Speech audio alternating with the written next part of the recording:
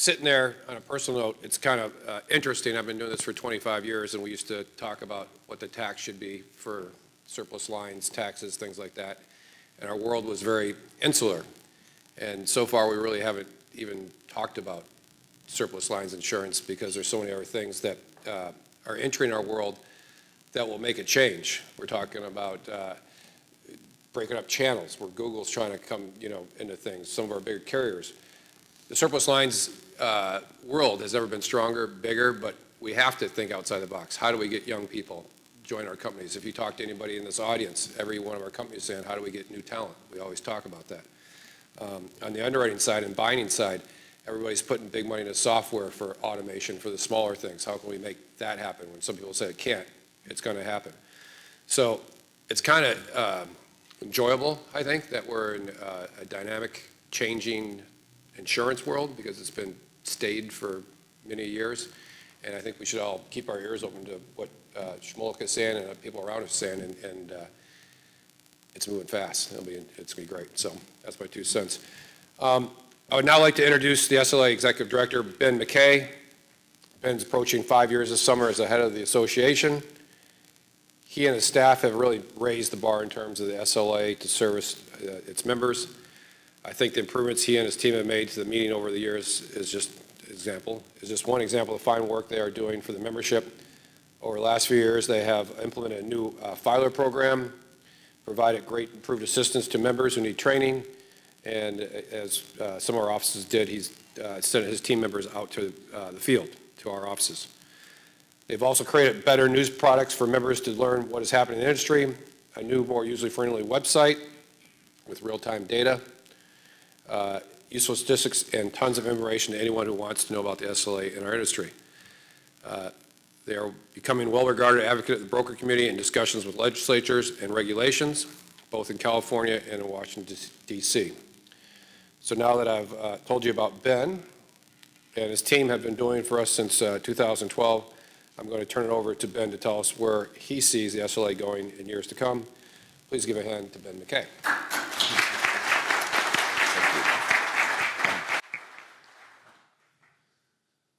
Good morning.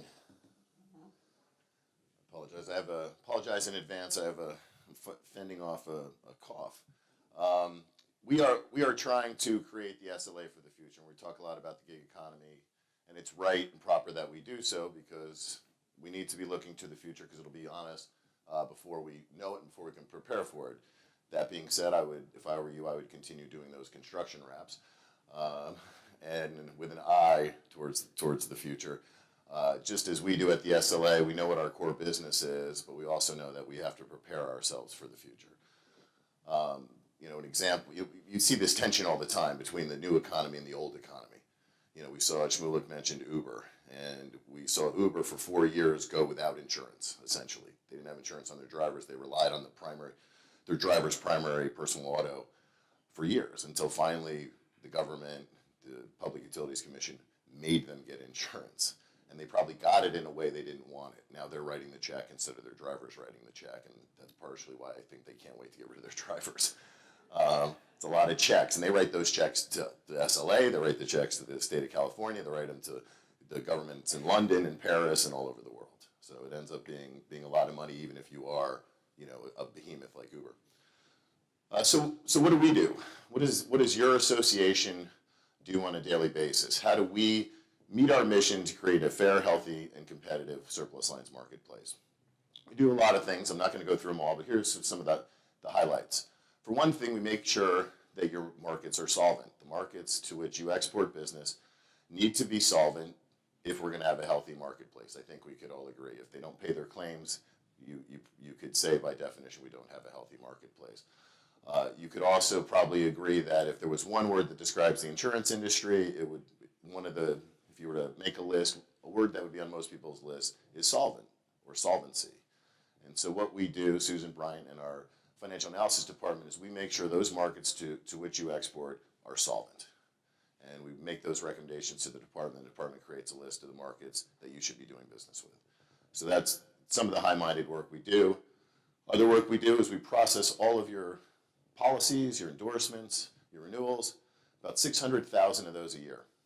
And in the last 6 months and the next 6 months, there's even more than that, and I'll explain why in a minute. And that's Rose Tacchini and her team, excellent team of professional, lots of millennials there, and they are W-2 millennials. They do show up to work, and they're excellent. We were talking up in San Francisco. The conversation got around, with sort of the mentality of millennials, and Shmulik hit on a little bit. They're hardworking. Our millennials are talented, kind, hardworking people, and without exception. And I think that probably goes to our HR head, Pamela Boyles, who makes sure that I only see those kind of people. I'm sure other people come in and she just dismisses them before they get to me. Other work we do is making you aware of changes in regulations, laws, rules. That's done in two ways. One through our Clifton Brown, our communications department, and also through Pat McCauley in our education and compliance department. And then lastly, sort of the big things we do is we advise. We advise the department on surplus lines issues, and we advise companies. An example would be Slice, which is sort of the insurance being the gig economy. And this is a company that if you want to rent out your home through Airbnb, you can go on their app and get insurance from 8 o'clock on Friday night to 8 o'clock on Sunday night to insure your home in case those renters aren't as nice as they purport to be and they wreck your place. So that is insurance as the gig economy. And they came to us and they came and asked us, what should we do? How do we actually mechanically make this happen? And we brought them into the department, and within a few months, they were operational. And in fact, we're still actually working out some of the particulars, but that hasn't stopped them from being in the marketplace. So that's what your association does. That's what those stamping fees go to pay for. But this is an annual meeting, so I have to give you an annual review. Last year was, if I was to use one word to describe last year, that one word would be tumultuous. It was definitely the most tumultuous year that we've had since I've been here. And that's largely because we launched the largest initiative we have since I've gotten here. For years, we've been developing a new enterprise software system, our nerve system, essentially taking out the SLA computer brain and replacing it. And has anybody gone through that sort of a software switchover, system change? Can we show hands? Okay, yeah. How'd it go? Seamlessly, yes. So, good. We're all brothers and sisters here in this. So in the best of circumstances, they go horribly, right? We didn't have the best of circumstances. So I'll take you back to a week before we're about to go live and switch over to our new system. I'm traveling in DC, and as you know, us West Coasters know, as you travel to the east, you lose 3 hours. It takes you 6-7 hours to get there. You land at some airport, and it takes you a couple hours to get to your hotel. By the time I got to my hotel in DC, it was getting near 2 o'clock in the morning, 11 o'clock here. And I was beat. I was diving into bed, and had my head hit the pillow, no ringing, vibrating phone would have woken me. I would have been out, dead. But my head hadn't quite hit the pillow yet, and my phone started vibrating. Wah, wah. My wife calls it my baby because it sounds like a baby crying. Wah, wah. So I picked up my baby and looked at her, and it was a 415 number, and I thought, this cannot be good. And I pushed the button. Hi, this is Samantha, the building manager at 50 California. Yeah. I have some bad news. The building's flooded. I'm like, who flooded the building? That's terrible news. Well, it's coming out of your office. It must have been a horrible accident. So being a lawyer, I have to couch what I say. So it turns out that there was a horrible flood, and it was the result of our server room. Incredibly, I know you think this is brilliant. We have a server room on the 18th floor of a skyscraper in shaky San Francisco. What could go wrong? Well, we have this giant industrial air conditioning unit. We have this 2-inch pressurized water pipe that feeds it, and they got a divorce. And the water came spewing out, filled the server room, and then filled the rest of the office. Started going down the elevators. It was raining in the elevators, 4 of the 5 elevators. And then we have a Chipotle in our building, and so it started raining into Chipotle as if they need our help with they need some more problems from the SLA. So it was a bit of a mess. And this is, keep in mind, it's a week before we're going live, And of course, our IT department is right next to the server room, as you would expect.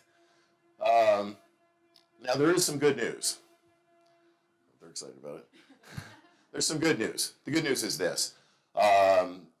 We've had and have really good board membership and leadership who think about these things because they're in this business. Right? So 3 years ago, the board said, you ought to do a disaster preparedness drill. And I said, oh, really? Like, yeah, really. And they funded it, and we did it. And this is where you go to the hardened facility, and you get everything online, and everything fails over where it's supposed to. And turns out, good thing we did that, because our system failed over. When the server room flooded, we failed over to Arizona seamlessly. It worked. The other thing they said is, you ought to get in the cloud, Ian. You ought to put your stuff in the cloud. And so we built the new system in the cloud entirely. So the new system was completely unaffected, which is good because it's 500,000 lines of code and lots of money. Unaffected. And the other thing they did, because they are all insurance people, they said, you ought to have insurance. And we did. And a lot of it. And so this problem, the elevators alone are $600,000 to fix, just to give you some scale. And there were 4 floors in Chipotle, and the guys who parked the cars flooded. So this giant cost us $500. We had a $500 deductible, which I was literally like ready to pay on the spot. Really? There you go. We're done. So we had an insurable event, right? That's why we have insurance. Accidents happen. Things go wrong. And the best thing you can do is prepare for it. And thankfully for us, we have a lot of people that spend all their lives thinking about it. So we were as prepared as you could be. And that doesn't mean it was easy. We still had to bring in a portable air conditioning, this giant machine that sucked the hot air out of the server room and blew it right into our main offices. So it was kind of like doing work in the tropics. This corner was like 95 degrees. My corner of the office was 85 degrees. So it was not the best of working conditions. Okay, some of our employees wanted to go drive for Uber at that point, but they hung in there with alacrity. They got the job done. We went live a week later. My IT people, because it was really uninhabitable in their area. And if you've ever been through a flood, you got to rip everything up, cut the drywall. You have fans blowing to make sure there's no mold and all of this. So they're in the conference room, elbow to elbow, taking broker calls, fixing the bugs in the system for months. Not just a day, but months. So that's your employees. Those are your millennials who sucked it up and did the job in spite of really, really tough conditions. So that's what happened to the new system. But something else happens when you go to a new system. Our new system gives us great visibility into our processes. I liken it to building a house with no windows, and you pick out your beautiful avocado appliances, your shag carpet, your flowered wallpaper, and then the lights go off. You're like, well, those lights are expensive. We can do some workarounds. We'll tie a string to the bathroom. We'll find the bathroom, put some crunchy stuff in front of the fridge so we'll know we're in front of the fridge. And you do all your computer workarounds in your house. Then someone comes around and says, lights are really cheap now. We got these LED lights. They're not hot. Oh, okay, I'll do that. And you turn on the lights, and all of a sudden you realize, wow, it's not the 1970s anymore. That avocado appliances are outdated. The wallpaper's peeling. The curtains are moth-eaten. And you got some work to do. And that's exactly what happened here. We flipped on the lights and we realized, whoa, we didn't realize we had 117 days worth of backlog that we needed to get at. So what did we have to do? We had to add some balers, get them bigger cups, and then create an electric pump to actually pump some of the water out because, humans can only bail for so long. And so that's what we've done. We're down to 65 days. We've about cut it in half. We're vigilantly working to get that down to in the 30s by June, which I think we're going to do. I think we have the people and the mechanisms in place. We're building a second pump because pushing the electric pump button on is a lot easier than bailing. So we're working on that presently. The board has approved financing for that as well. So that's what's going on inside the SLA, the good, the bad, and the different. Going forward, what are we looking to do? Why, the question might be, why build it? Why spend all the time and money? We all put our hands up. It's a nightmare when you go to a new system. Why do it? Right? The old system's working just fine. Well, the reason you do is you need that visibility, right? We wouldn't have seen that problem. That problem would have existed forever. We wouldn't have seen it. Build a new system, you can see the problem. Build a new system because the gig economy is coming. We have to have the tools. We have to have digital tools to analyze a digital world. We can't properly analyze it. We can't properly do our job of creating a fair, healthy, and competitive marketplace with analog tools. It's just not possible. We could pretend we're doing it, but we wouldn't actually be doing it. Now we're having the tools to do it. With this system in place, now we're going to be able to look at broader data, all of this data in this gig economy, and compare it to our data and say, how does the surplus lines react to different conditions in the marketplace? What happens when the economy is good, when the economy is bad, when the S&P goes up, when labor is up, labor is down? Which lines are affected and how? Heretofore, we don't know that. We're going to try and be able to provide that for you in the coming year. And we think, building this new system, that's step one. Now comes the fun part, where we start to actually build tools that are useful for our members. We spent a lot of time talking about the gig economy. I want to just throw two things out in closing. There are two other ways that our industry is growing. One is geographically. We're seeing expansion into the Middle East, expansion into Asia. So there's a geographical expansion in surplus lines that I think we need to be aware of, and also a regulatory expansion. You saw the ships in the opening video. For 300 years, we were unregulated or state regulated. Then in 2010, July 21st, President Obama signs the Dodd-Frank Act, and now we don't have a federal regulator, but we have a federal presence. Right? In the Dodd-Frank Act, that we created a federal insurance office. Now, I was working on that legislation at the time along with thousands of other people, but one of the things we in the industry did was we got language that said the director of the Federal Insurance Office is not a regulator. It specifically says that in statute. But there's other language in there that we couldn't get out that says the Federal Insurance Office shall monitor all aspects of the insurance industry. All aspects, everything. It's as broad as you can get. And so it was my contention at the time, and a lot of people's contention, that coupled with the ability to do reporting and the ability to enter into what's called covered agreements, which are agreements with other countries, that eventually will preempt state law where they come in conflict, makes FIO basically a regulator. They're not going to come in and give you market conduct. They're not going to tell you what you can charge, things like that.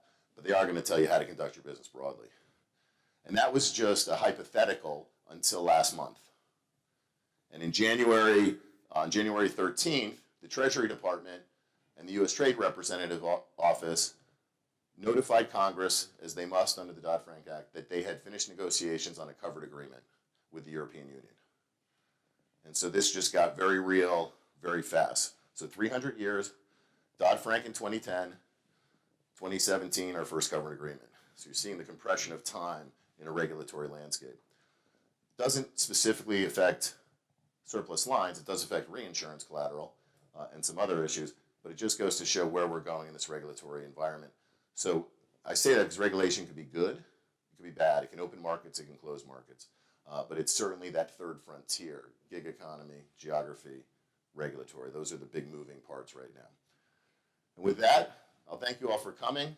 Really a pleasure to be your executive director and represent you in Sacramento and Washington and throughout California. I really appreciate your time this morning.